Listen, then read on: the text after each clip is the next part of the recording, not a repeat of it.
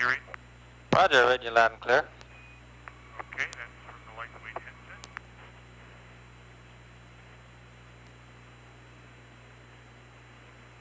Well, that was a little bit weak. Well, I have my mouth a good inch away from it. How's that? Okay, that's a little better. How's that, Hank? Hey, that's a lot better. Uh-huh.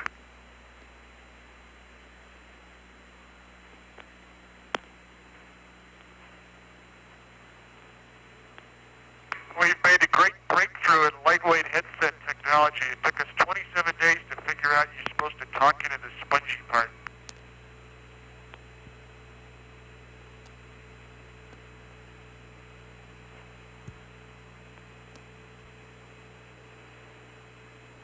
You fellows ready to answer a few questions this morning? Yes. Okay, the first one is for Dr. Joe Curran, the first medical doctor in space. As far as you can tell now, what effects have you noticed from weightlessness? Does there appear to be a leveling off effect as far as zero-G changes are concerned? Well, right now the score is man 3, space nothing, but it's a little early in the game. There appears to be a leveling off. In fact, there appears to be little or no change in some of our experiments, and there appears to be some change in the others, possibly still continuing. I guess let's wait till we get down and look at the data before we make any rash decisions, but I'm very encouraged.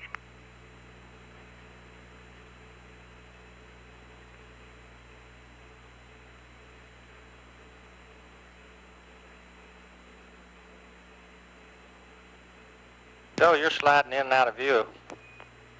There you are. I'm also done answering that question. You can go to the next one. Okay, for Commander Conrad, please give us your assessment of the mission and what you feel have been your most significant accomplishments, especially from a scientific viewpoint.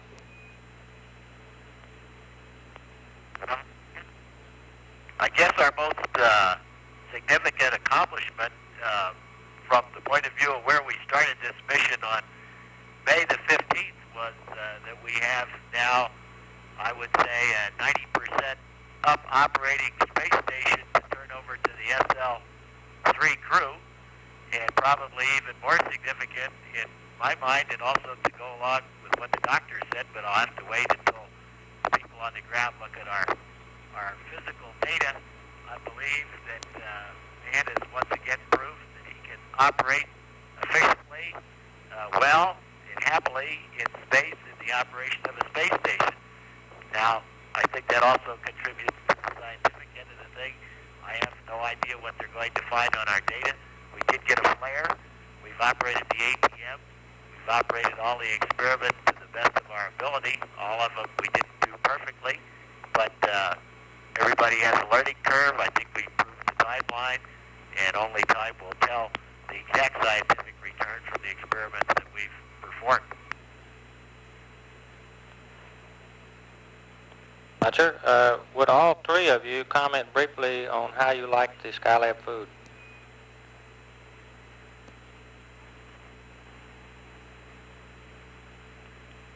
I like it. It's quite palatable. It's been easier to eat than I anticipated it would, and I've been eating more than I thought I would.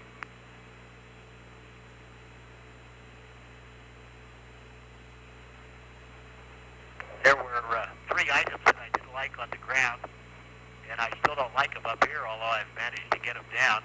I think 1 or 2 other items that I thought that I would like, I just don't really care for up here, and some that I didn't care for too much on the ground came in pretty strong up here. But I've managed to get it all down, plus I've found that I've had to eat more, and that puts me in the position of eating my own words about the food right now, because I never thought we'd eat this much. And frankly, I could probably eat a little bit more of the food, and it's good food.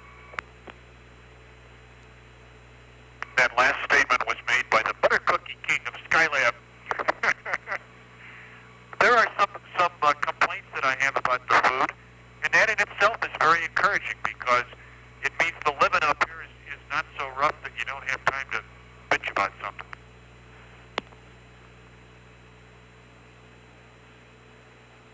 for Commander Conrad. Do you notice any difference in your physical condition compared with the end of your previous missions?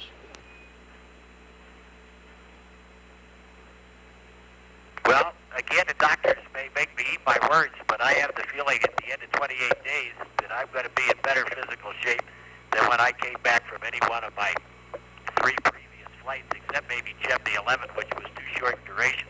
I'm certainly right now feeling one heck of a lot better than I did at the end of 8 days at Gemini 5, just say before a retro fire at Gemini 5, because that was complete confinement. And that I now have a 28.5-inch waist, and I started out with about a 30, and I've lost a little around the legs.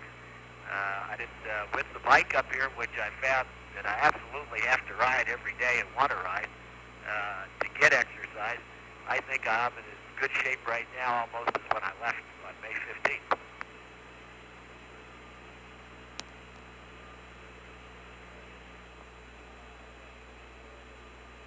That May 25th? Okay, for anyone, what is the biggest problem you think that Captain Bean and his crew will face on their 56-day flight?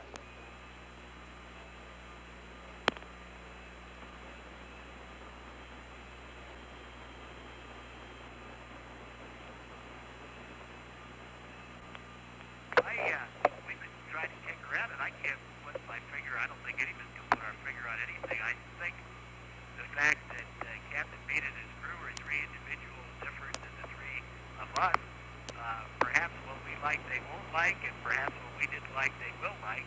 And I would hesitate to make any guesses for Captain Bean on what he's going to like or dislike up here or his crew. You were coming in pretty weak that time, Pete. We've got a related question for all 3 of you. Please tell us of any particular suggestions you plan to make to the follow-on crews as a result of your experiences.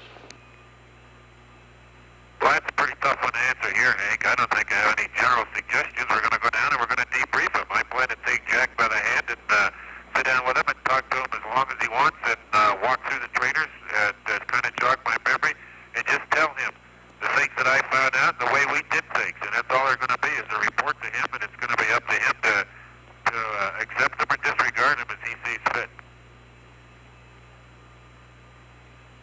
I generally think that that's true.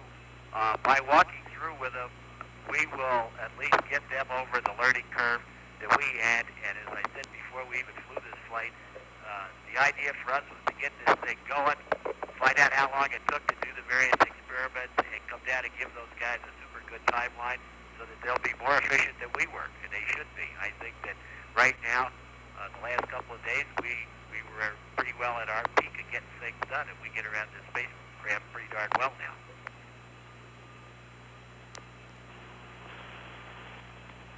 Right.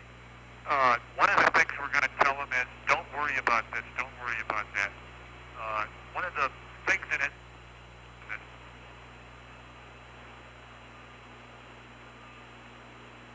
is to the job and training. I think I'll be able to go back and tell the guys that if you can run the ATM in training, you can run it up here. If you can do the medical experiments in training, you can do them up here. You get used to the differences, to the different body English that you need. The hardware, by and large, is in good shape. The procedures, by and large, are in great shape. We've been debriefing day by day during the flight. I think the most important thing we have to say to them is to give them a pat on the back and say good luck. I want to add one thing to that, Hank. I can't say too much for the fidelity by having the fidelity of the trainers that we have. You can hardly tell a difference, and it's really paid off. And the things that are easy to do in a trainer are easy to do here, 98% of the time. And the things that are difficult to do in a trainer are likewise difficult to do here.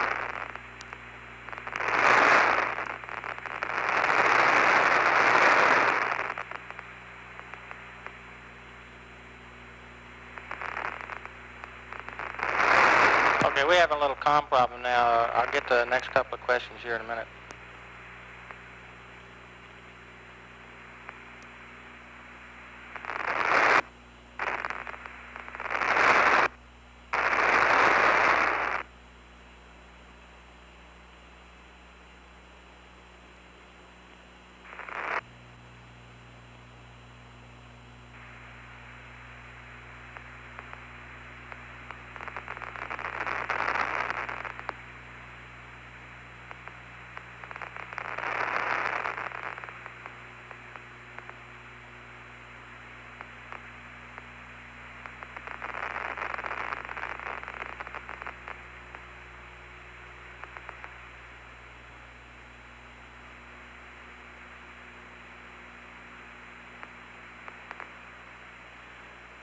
Okay, it looks like we got our comm problem licked.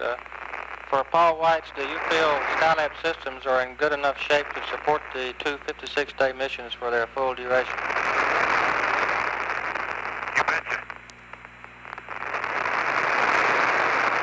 The world? Roger. That was the last question. We got about 4 minutes left here. You got any last comments you want to make? Yeah, I'd like to say publicly how much we appreciated the support from the ground, especially with all the last-minute things that were done to put this spacecraft back in shape. All the EVA work, and although we laughed and kidded about banging CBRFs with hammers and so forth, it all worked, and the support from the ground's been fantastic. Second that strongly. What I was going to say was medically and subjectively, what's been such a pleasant big surprise to me is how nice we feel. We're able to get up in the morning, eat breakfast, and do a day's work. I'm tremendously encouraged about the future of long-duration flight for that particular reason. Guess that's it. See you on the ground. Okay, and thanks for the nice words. We've got about 3 minutes left here before LOS.